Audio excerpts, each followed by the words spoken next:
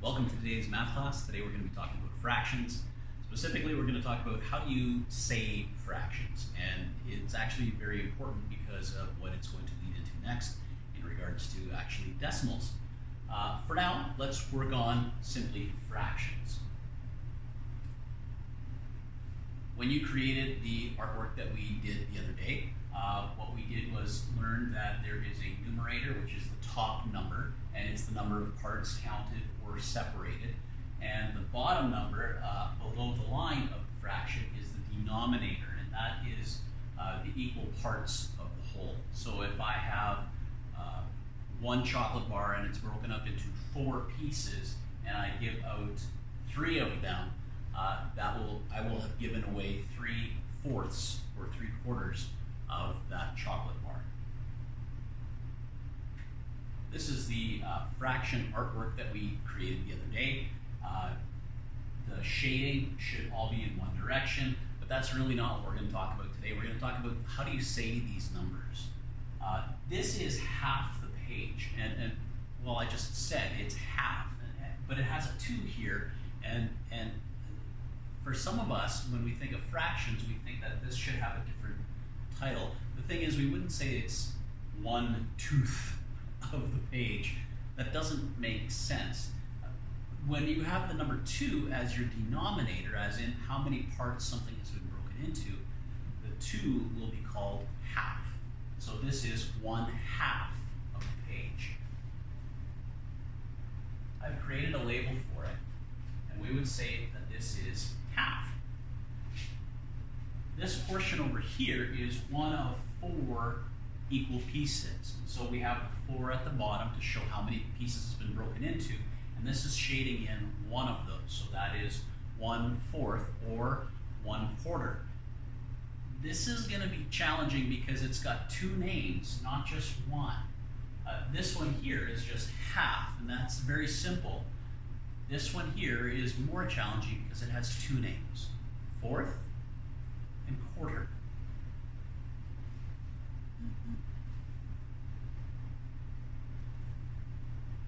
Both of those would be considered correct. It gets a lot easier now because we're going to actually just be calling these by their numbers and then adding th behind that.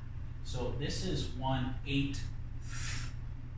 And what that actually stands for is something that is smaller than 1 but bigger than 0.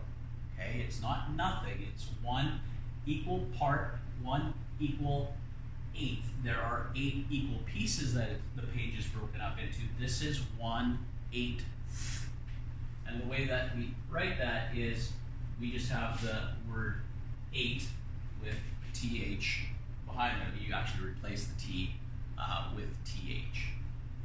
Over here we have 16. 1/16. The page is broken up into 16 equal pieces. We're only going to be highlighting one of those, so it's 1 out of 16. And the way that we say that is the word 16 with th behind it. 1/16. This one over here, can you guess what how we're gonna say that?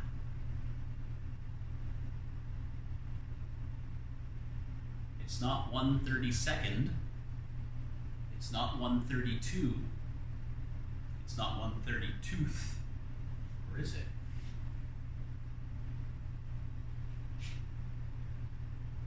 It's 1/32. 64. There are 64 equal pieces that are that size on this page. And what we would say for that one is, well, it's going to be 64 with the sound behind it. Let's talk about the power of th. When we're dealing with fractions, we're dealing with something that is greater than 0 and it's less than 1. If you made a number line, here is 0. Here is 1. It would be somewhere in between here. that TH means that it's smaller than 1 and it's bigger than 0.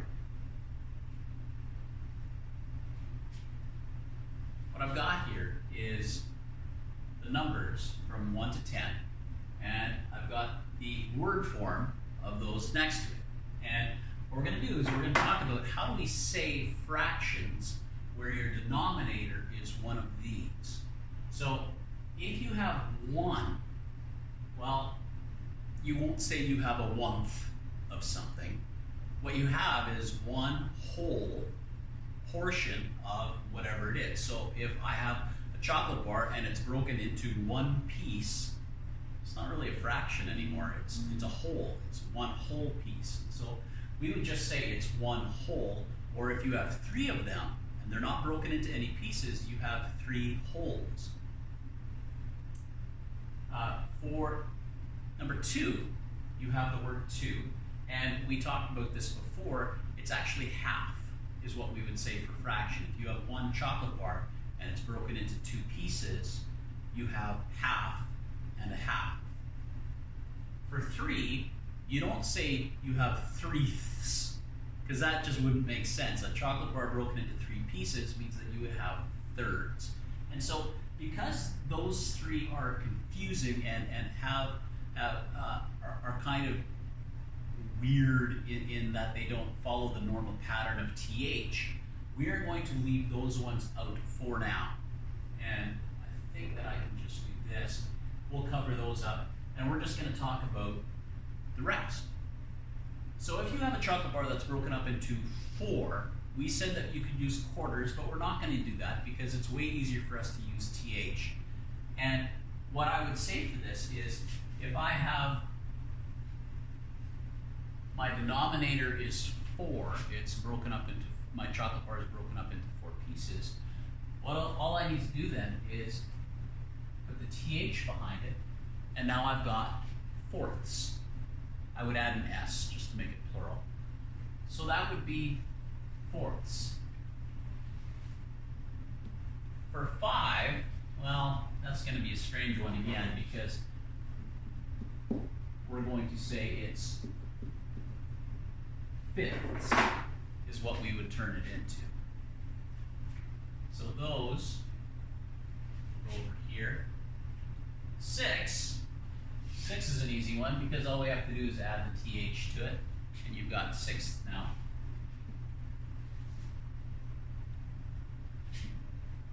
7 is also easy because all we need to do is add the TH again, and we would say it's 7th. So if I've got a fraction and it is denominator 7, I'm going to say whatever this is sevenths. That's how many I have.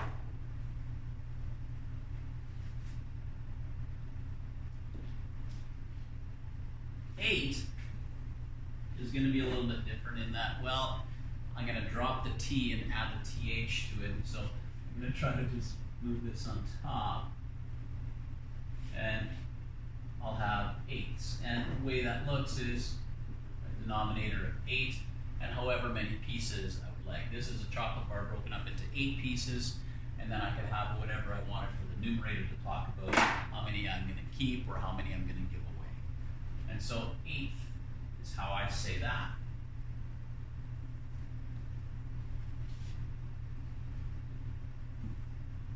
Nine is also going to look a little bit different because I won't add the TH to the back of it. Instead, I'm just going to go like this and say it's 9th, not ninth, 9th.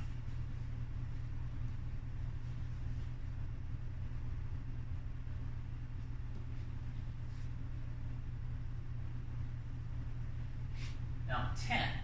10 is the one that we're going to be spending the most time on because this relates directly to our next step, which is going to be decimals. If I have something broken up into 10 equal pieces, I now have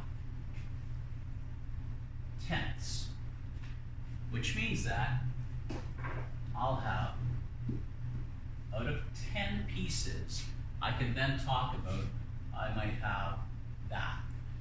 That would be read 3/10. If I don't put the and then maybe the plural s in there, it's not going to be smaller than 1 and greater than 0. It's not going to be a fraction. If I just say it's 3 tenths, well, 3 tenths is 10, 10, and 10, and that would equal 30. That shouldn't happen. I have to make sure that when I say this number, I have the THS sound afterwards.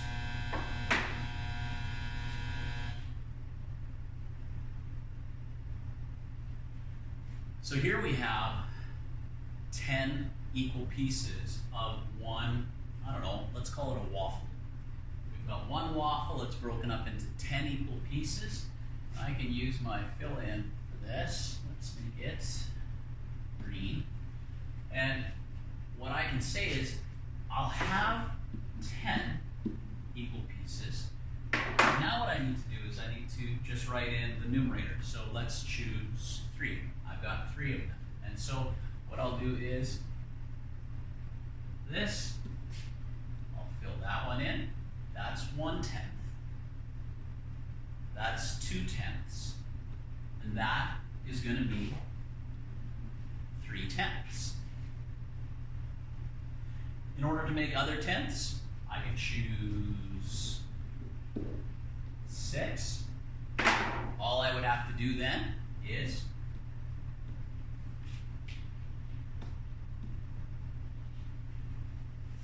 one tenth, 2 tenths, 3 tenths, 4 tenths, 5 tenths, 6 tenths. This is how we say fraction.